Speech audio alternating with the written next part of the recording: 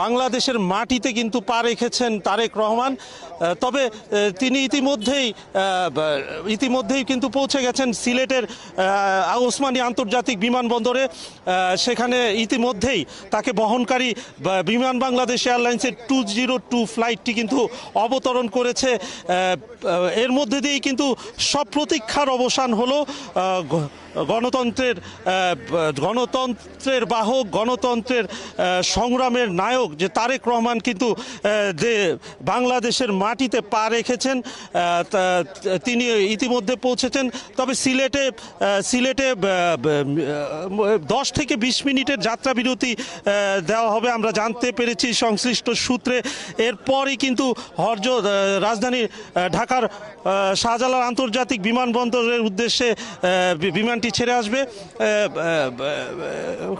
ঘণ্টাখানিকের মধ্যেই পৌঁছানোর কথা রয়েছে বাংলাদেশ বিমানের সে ফ্লাইটটি।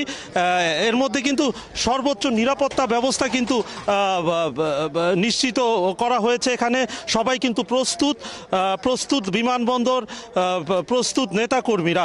আসলে আমরা একটু দেখাতে চাই এই সড়কটি দিয়েই কাস্টম হাউসের যে সড়কটি, ভিআইপি গেট থেকে বের হবেন তারেক রহমানের বহনকারী যে গাড়ির বহর, প্রায় 20টি গাড়ির বহর, সুসজ্জিত নিরাপত্তা বেষ্টিত বহর এই সড়ক দিয়ে বের হয়ে কিন্তু কাস্টম হাউস পাশ দিয়ে এই সড়ক দিয়ে বের হয়ে কিন্তু 300 ফিটের উদ্দেশ্যে যাত্রা করবেন তারেক রহমান।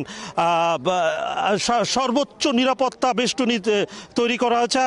আমরা একটু দেখাতে চাই সেনাবাহিনী, এপিবিএন,